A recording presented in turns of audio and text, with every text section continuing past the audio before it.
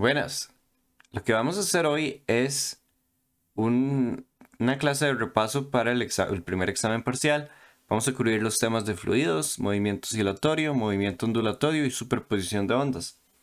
Comenzamos con fluidos haciendo este problema.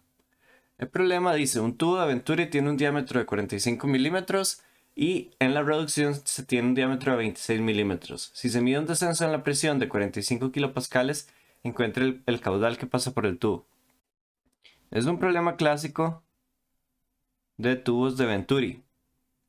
Un tubo de Venturi es básicamente un tubo que empieza con un diámetro un poco más grande, pasa por una reducción y después vuelve a tener el diámetro original.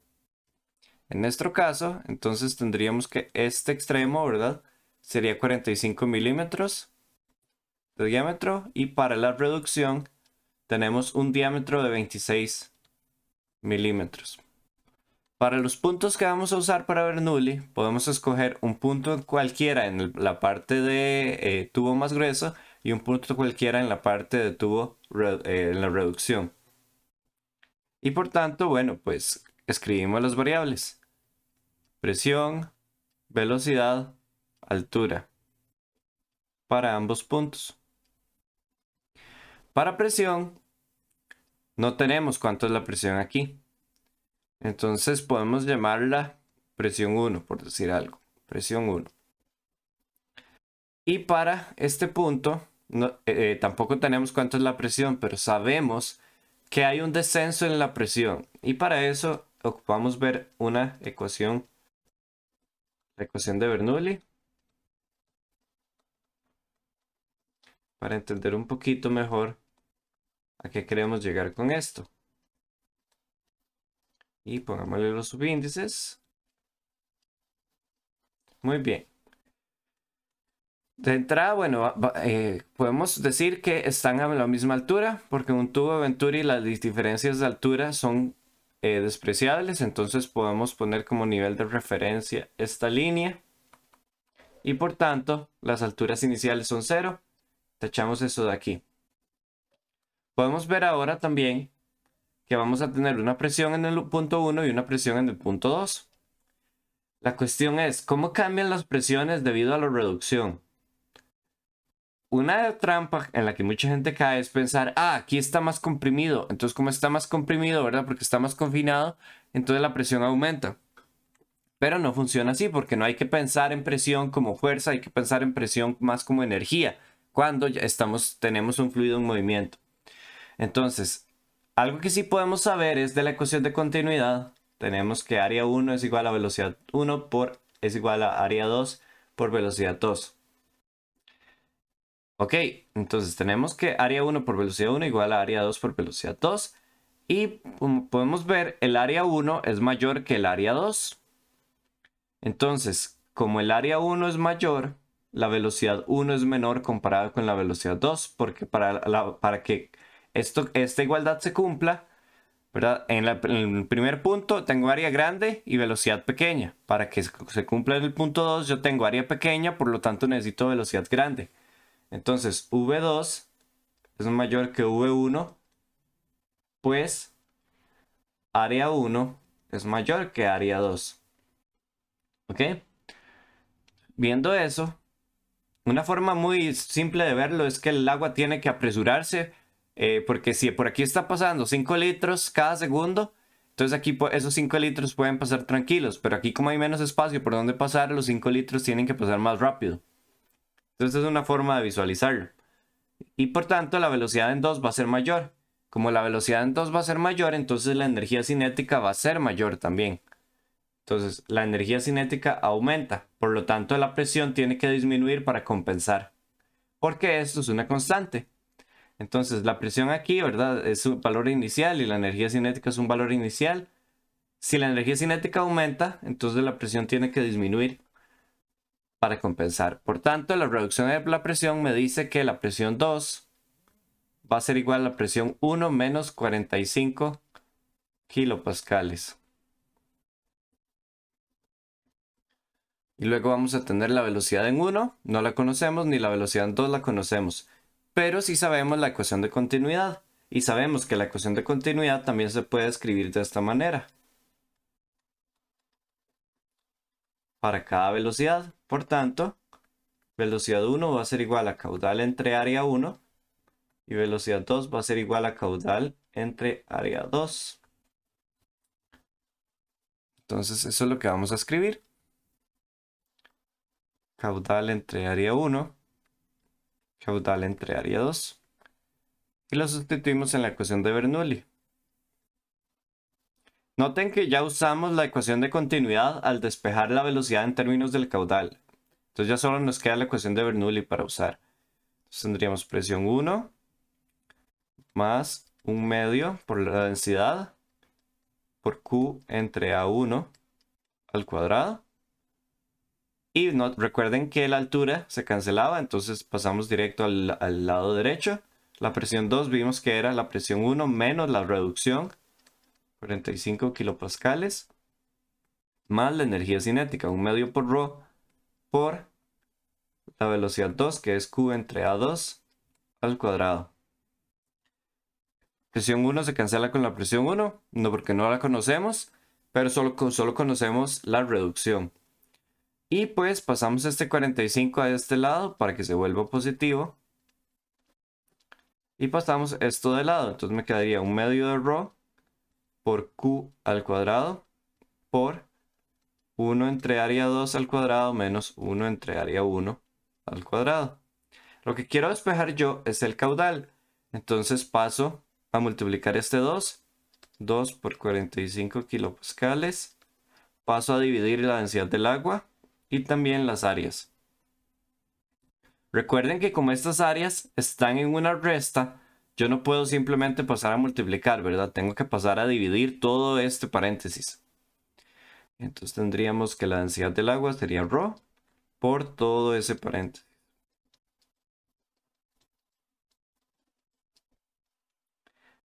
Esto sería igual al caudal al cuadrado, pero si aplico raíz a ambos lados me da solo caudal. Y pues entonces caudal tendríamos que sería raíz cuadrada de 2 por, pasemos kilopascales a pascales, entonces sería 45 por 10 a la 3, o sea 45.000. La densidad del agua es 1000 aproximadamente, pero es una buena aproximación. Y ahora vamos a ver los diámetros. Una forma de escribir el área, ¿verdad? Ustedes saben que el área es pi por r al cuadrado, por un círculo. Pero también ustedes pueden escribir pi cuartos por diámetro al cuadrado. Entonces voy a usar esa forma. Este sería 1 entre el área. Entonces 1 entre pi cuartos por el diámetro. 45 milímetros es 0.045. Esto va al cuadrado, este radio. Voy a volver a escribir eso para que sea un poco más claro. Esto va al cuadrado, pero después toda el área va al cuadrado de nuevo. Y luego lo mismo para el área. Ese era tenía que ser el área 2. El área 2 es la que tiene diámetro 0.26. Mis disculpas.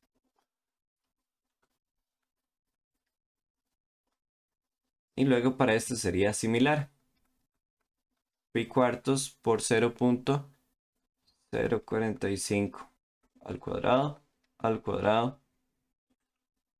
Y sí, aquí no sé por qué abrí este paréntesis. Ok, inercia. Pero aquí cerramos el paréntesis y vemos a ver cuánto es el valor que nos da. Hay que tener mucho cuidado con este tipo de expresiones porque hay como muchas capas, muchos paréntesis, entonces hay mucha chance de que a uno se le vaya algo. Nada más cuestión de ser cuidadoso.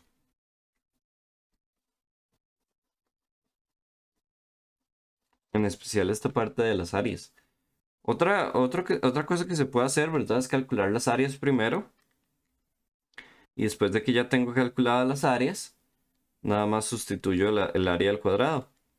Pero bueno, también hay que tener cuidado en ese caso porque van a haber números pequeños. Me da un caudal de 5.34. por 10 a la menos 3 metros cúbicos entre segundo, porque todo lo trabajé en unidades del SI. Entonces me dan las unidades directamente. Esto, ¿verdad? Estaba en pascales, esto estaba en metros, esto estaba en kilogramo entre metro cúbico. Todo al final se cancela para dar metros cúbicos entre segundo. Y esa sería la respuesta. Continuamos con el problema del sistema masa-resorte. Entonces tenemos un sistema masa-resorte con una masa de 45 gramos, o sea, 0.45 kilogramos. Se mide su posición y velocidad y se encuentra que en el tiempo inicial la posición es, entonces x inicial es 4.3 centímetros o bien 0.043 metros, si por si acaso lo necesitamos, hacia la derecha. Si es hacia la derecha del equilibrio, entonces es positivo. Y luego vamos con la velocidad inicial. Dice, su velocidad es 1.2 metros hacia la derecha. Metros entre segundo. Como es hacia la derecha, entonces lo trato como positivo. Y bueno, pues esto ya está en unidades del SI, no necesito hacer conversión. Si su amplitud máxima es de 6.4 centímetros, encuentre la frecuencia angular y el ángulo de fase.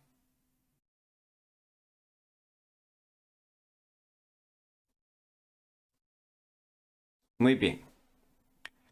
Entonces, vamos a ver. Tenemos amplitud, velocidad y posición inicial. Como tenemos amplitud, quizás podríamos usar energías, ¿verdad? Porque la energía sería un medio de K por A cuadrado.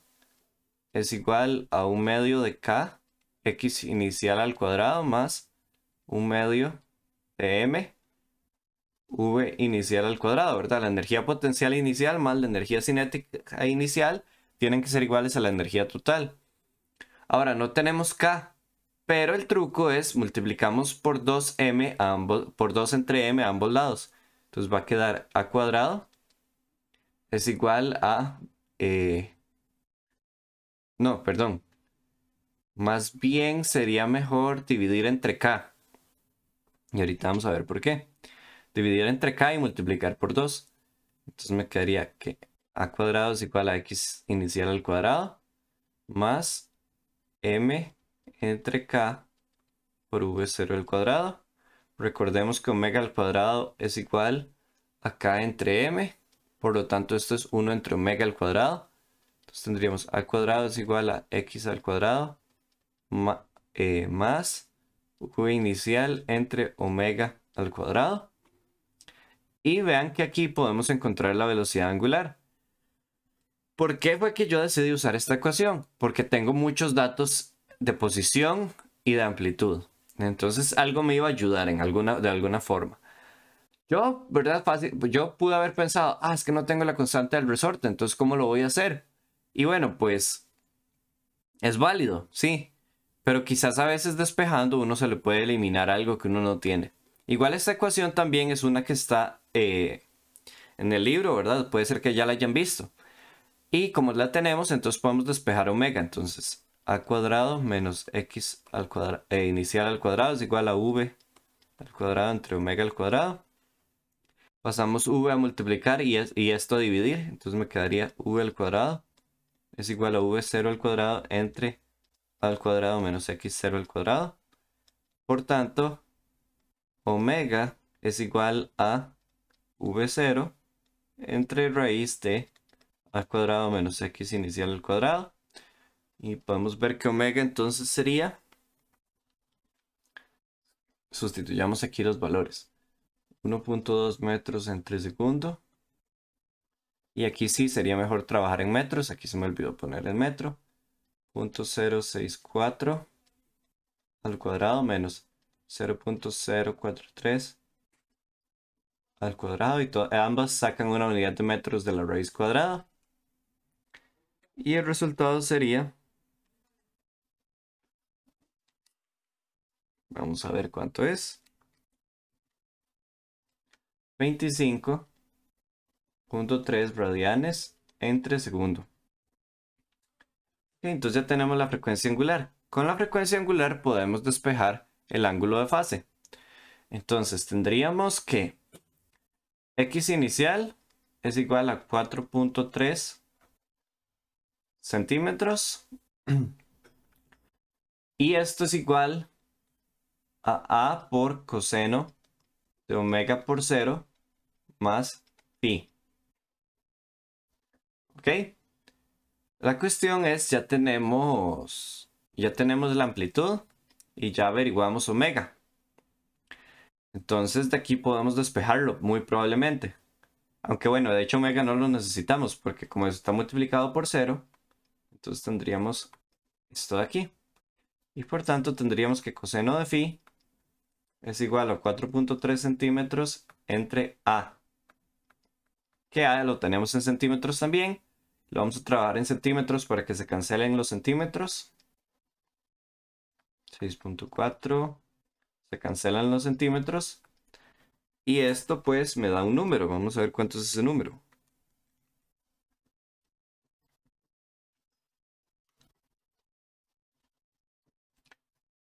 Es en fracción, es obviamente 43 entre 64.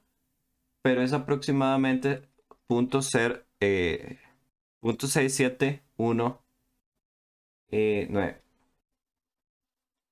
¿Ok? Podemos dibujar la función coseno, que es típico en este tipo de problemas.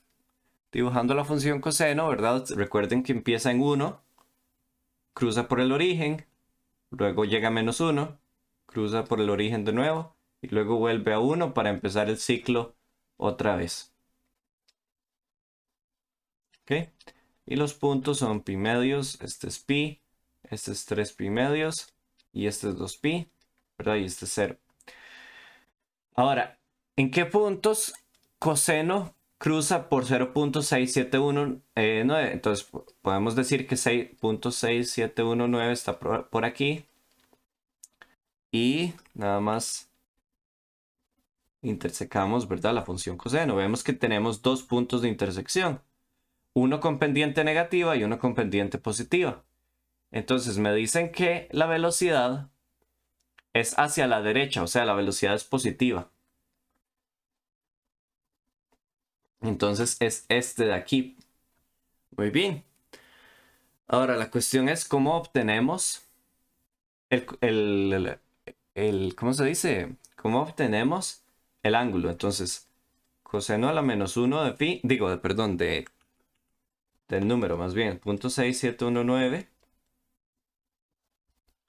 es igual a, digamos, revisen que su calculadora esté en radianes siempre que estén haciendo este tipo de problemas, porque si no, pues puede ser complicado. Me da 0.834 radianes. Obviamente no puede ser el de aquí, ¿verdad? ¿Cuántos pi medios? Pi medios es 1.57. Entonces este es el que está entre 0 y pi medios. Este no me sirve. Necesito encontrar el que está entre 3 pi y 2. Pero podemos ver aquí que para encontrar ese ángulo, ¿verdad? Yo puedo más bien a 2 pi restarle esto. Porque ustedes pueden ver que la función coseno es simétrica respecto a este eje. Entonces, esta distancia de aquí va a ser igual a esta distancia de aquí. Y yo la que ocupo es la distancia de aquí hasta aquí. Entonces, como todo esto mide 2pi y esta distancia mide 0.834, entonces el phi real sería 2pi menos 0.834. Y por eso es que vale tanto la pena dibujar las funciones trigonométricas. Porque hay un montón de propiedades que honestamente uno podría memorizarse, pero es muy difícil, es mucho espacio en el cerebro. Como por ejemplo, ustedes podrían memorizarse que toda solución de coseno, también 2pi menos esa solución, funciona. Pero al menos yo no me acordaría de eso. Entonces yo prefiero dibujar la función coseno y gráficamente revisar cómo obtener el valor que necesito. Y ya, este sería el ángulo de fase. Y esta sería la velocidad angular. Y con eso se concluye el problema.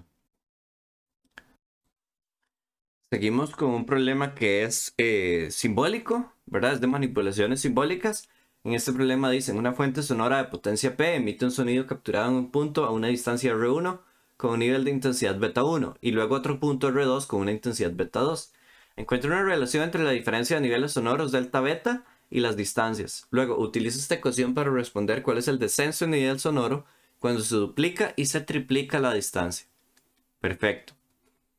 Entonces tenemos que la fórmula de nivel sonoro es beta es igual a 10 decibeles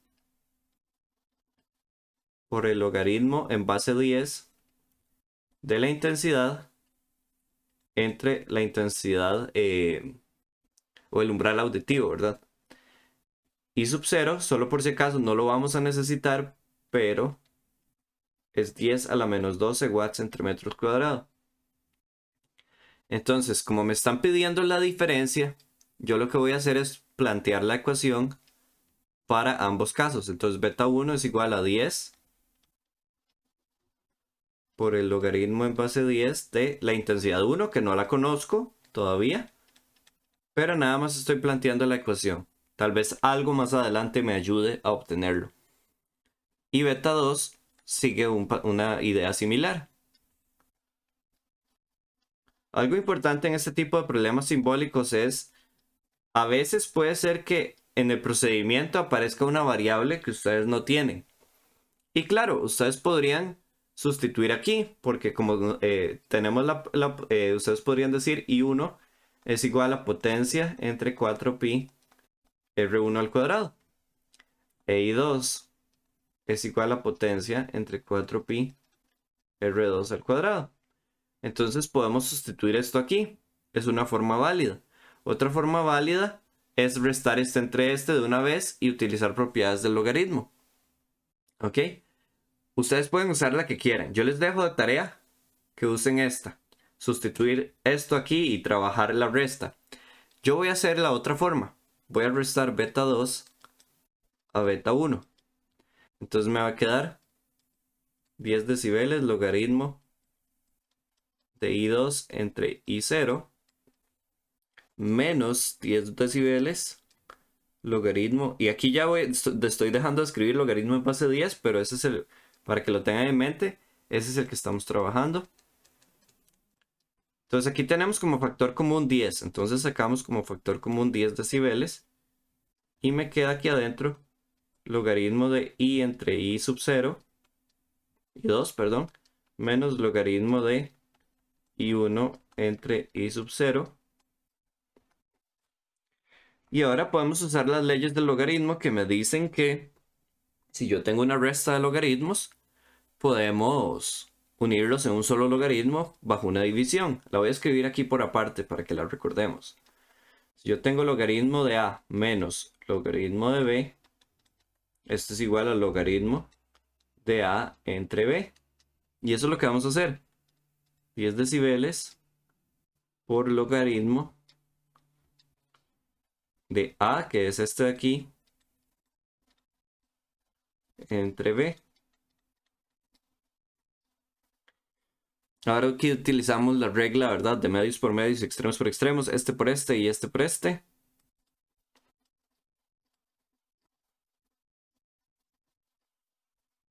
Entonces me queda en el denominador I0 por I1 y en el numerador me queda I2 por I0, donde los I0 se cancelan y me queda 10 decibeles. Bueno, continuemos mejor aquí arriba. Me queda 10 decibeles por el logaritmo de I2 entre I1. Ahora, esto es muy importante porque tenemos una ecuación que nos dice qué hacer con esto, que es que I2 entre I1 es igual a R1 al cuadrado entre R2 al cuadrado. ¿Ok? Entonces, podemos sustituir eso aquí. 10 decibeles por el logaritmo de R1 al cuadrado entre R2 al cuadrado. Como estos dos están elevados al cuadrado, yo puedo bajar el cuadrado. Entonces tomémonos el tiempo, hagámoslo con tranquilidad.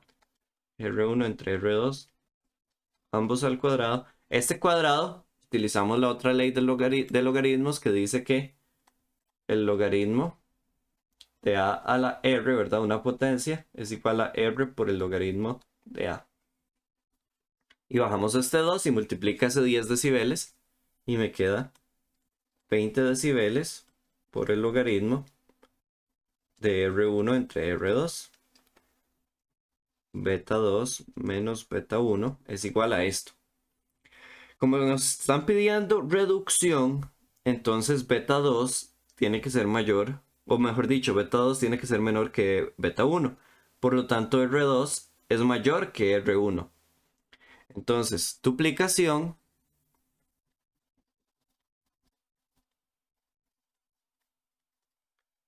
R2 es el doble de R1. Por lo tanto, R2 es igual a 2 veces R1. Simple, ¿verdad? No hay que complicarse mucho. A veces a veces tal vez uno se puede como enredar mucho pensando cómo escribir matemáticamente que algo se está duplicando o así. Pero a veces es cuestión de cómo uno lo frasea. Porque hay ciertas formas de frasearlo que lo hacen complicado de escribir matemáticamente y hay otras formas que no. Entonces, bueno, hay que tener cuidado con eso. Entonces, con duplicación tendríamos que delta beta sería igual a 20 decibeles por el logaritmo de R1, ¿verdad? Entre 2R1, lo cual es 20 decibeles por el logaritmo de 1/2 en base 10, ¿verdad? Recordemos que brevemente antes de calcular esto, que ese es un logaritmo en base 10.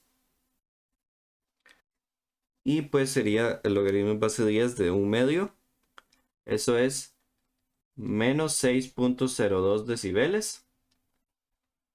Y ahora veamos con triplicación. Vamos a ver qué pasa con la triplicación. Con la triplicación, R2 es el triple de R1. Esto quiere decir que R2 es igual a 3 veces R1. Sustituyendo en la ecuación tendríamos delta beta es igual a 20 decibeles por el logaritmo de R1 entre 3 R1. Eso sería un tercio, entonces 20 decibeles por el logaritmo, recordemos que es en base 10, de un tercio. Y vamos a ver cuánto sería eso. Es menos 9. 54 decibeles. Entonces, bueno, un sonido muy fuerte, escapar de un sonido muy fuerte no es tan fácil, ¿verdad? Porque si uno está a 130, digamos, no importa si el sonido está a 130 decibeles o si está a 100 decibeles, duplicar la distancia solo va a reducirlo en 6 decibeles. Entonces sí es como algo que tener en consideración, ¿verdad? Dependiendo de qué tan fuerte sea un sonido.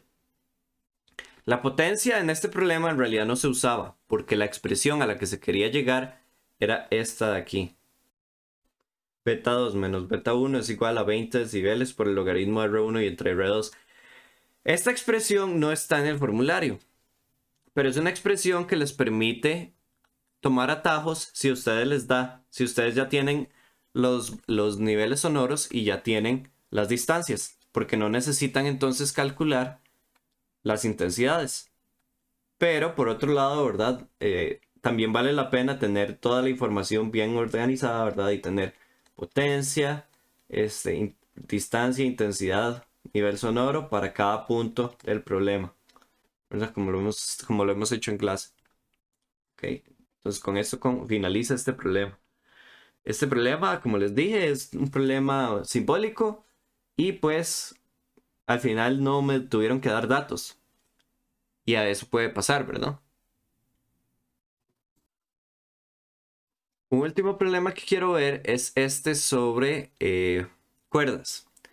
Dice una cuerda de 50 centímetros de longitud y 65 gramos de masa. Probablemente me están dando esos datos para averiguar la densidad lineal. Se encuentra una tensión de 120 newtons. Entonces eso sí es un poco más claro. 120 newtons es mi tensión. Y sujeta a ambos extremos. Cuando se hace oscilar, la distancia entre nodos es 9 centímetros y la longitud entre los apoyos es 45 centímetros. Aquí hay una diferencia muy importante. Me están dando la longitud entre los apoyos.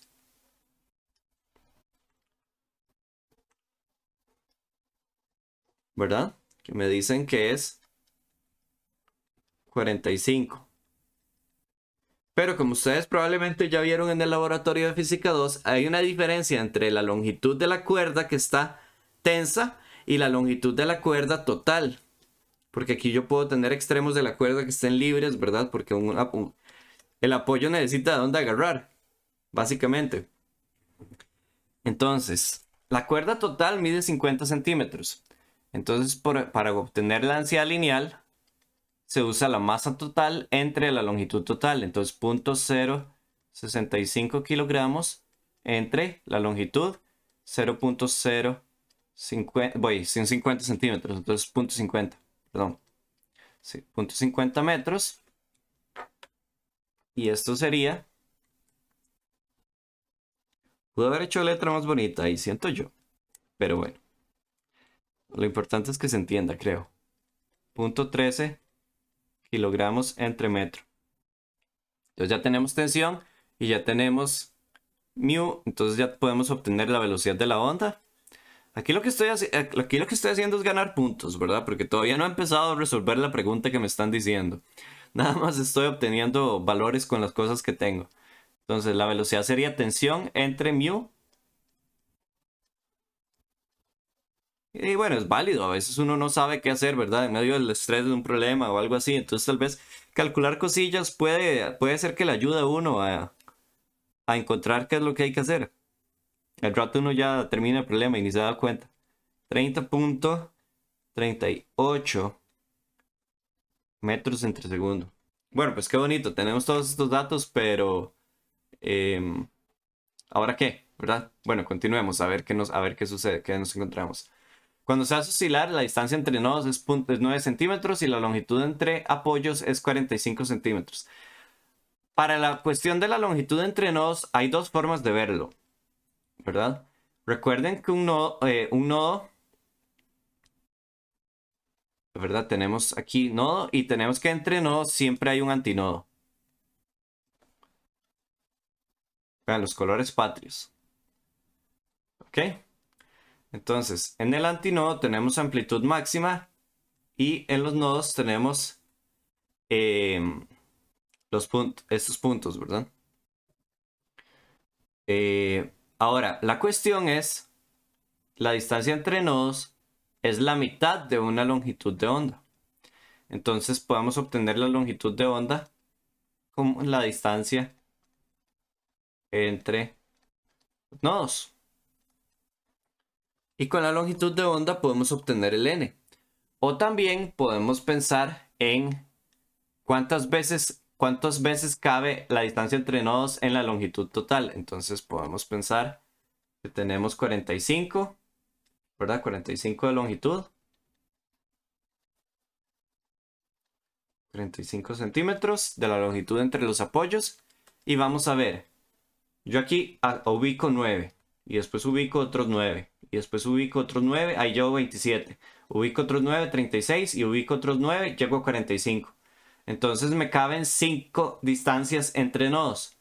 Por lo tanto, aquí hay un nodo, aquí hay un nodo, aquí hay un nodo, aquí hay un nodo, aquí hay un nodo y aquí hay un nodo. ¿Cómo sé que ahí hay nodos? También porque me están diciendo que está sujeta. Como está sujeta, entonces en estos puntos vamos a tener, ¿cómo decirlo? Nodos. Y como es fijo, ¿verdad? Entonces sabemos que el número de antinodos es el n. Entonces tenemos aquí un antinodo, otro antinodo, otro antinodo, otro antinodo. Tenemos 5 antinodos. Entonces hay dos formas de hacerlo, ¿verdad? Ya sabemos que n es igual a 5. O bien ustedes pudieron haber calculado esto, ¿verdad? Y a calcular que lambda es igual a 2 veces 9 centímetros. O sea, 18 centímetros. Y utilizar la fórmula que dice lambda n es igual a 2L entre n. ¿Ok? y averiguar el n. Y así dibujan el modo de oscilación, que es lo que hay que hacer. Entonces n sería igual a 2L entre lambda n. Sería 2L, 2 veces 45 centímetros, entre 18 centímetros, que es la longitud de onda. Y eso me da que n es igual a 5. Dos formas perfectamente válidas de obtener eso para lograr hacer la parte que sigue, que es dibujarlo. Sin embargo, ¿verdad? Esta forma de hacerlo es más genial porque ya les da el dibujo. ¿Ok? Ya ustedes saben que hay 1, 2, 3, 4, 5 y el inicial, 6 nodos. Y que en eso, ¿verdad? Vamos a tener aquí 9, 18, 27, 36, 45. Y la cuerda va a estar oscilando aquí. Uy, tal vez.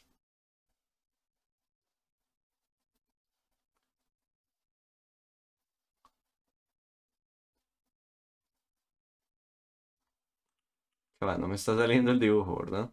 Ok. Y esto es un dibujo válido, no esta escala, pero ilustra lo importante, que es que tenga 5 antinodos, ¿verdad? N igual 5. Y que tenga 6 nodos. Y listo. Y la ubicación de los nodos, perfecto. Ya con la ubicación de los nodos es más que... de hecho sobra. Es mucho más de lo requerido. Bueno, entonces ya hicimos el dibujo, el dibujo del modo de oscilación. Ahora, esta cuerda hace oscilar el aire, que se encuentra a una temperatura de 25 grados Celsius. Aquí se me olvidó el símbolo de grados, mis disculpas. Pero aquí va el símbolo de grados. Encuentra la longitud de onda de la onda sonora. Entonces, esta parte es diferente. Porque aquí ya estamos hablando de otra onda. Y de cómo una onda en un medio se pasa a otra. Entonces tenemos la cuerda, ¿verdad? La cuerda está oscilando y hay aire alrededor. Entonces, como esto, ustedes pueden imaginárselo como un oscilador armónico. Este oscilador armónico va a empujar el aire con una frecuencia específica. Esa frecuencia va a ser la misma frecuencia con la que se van a mover estas ondas. Entonces, aquí la idea es que la frecuencia en la cuerda es igual a la frecuencia en el sonido. Me preguntan la longitud de onda, entonces eso sí va a cambiar. Ahora, la frecuencia en la cuerda, ¿verdad? Recordemos que una de las ecuaciones más importantes de ondas, que V es igual a lambda por F. Ya tenemos la velocidad por dicha, entonces podemos decir que la frecuencia es V de la cuerda entre lambda de la cuerda. Ahora, la frecuencia del sonido, igual, la misma ecuación. Frecuencia del sonido sería la velocidad del sonido entre el lambda del sonido. No tenemos la velocidad del sonido, pero esos son segundos. La velocidad del sonido es 331 metros entre segundo por la raíz de 1 más la temperatura en Celsius entre 273. Entonces 331 metros entre segundo. Raíz de 1 más 25 entre 273. La velocidad del sonido entonces sería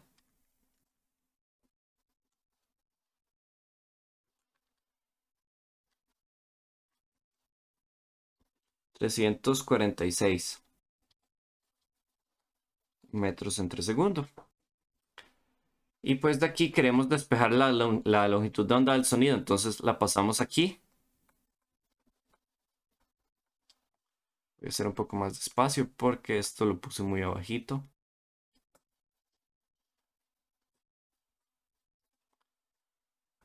Sería la longitud de onda del sonido, sería la velocidad del sonido. Tengo que pasar a dividir la velocidad de la cuerda y pasar a multiplicar la longitud de onda de la cuerda. Ya no se me acabó el espacio aquí, entonces voy a calcular eso aquí. Longitud de onda del sonido sería la velocidad del sonido, que era 346 entre la velocidad de la cuerda, que es 30.4 redondeado, por la longitud de onda de la cuerda, que es 18 centímetros. Y sería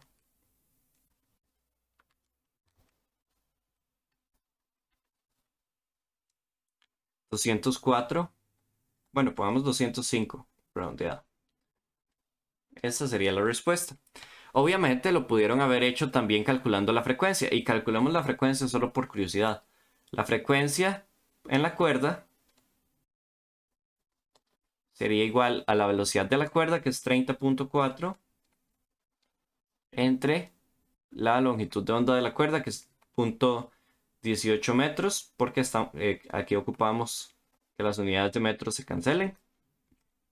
Y sería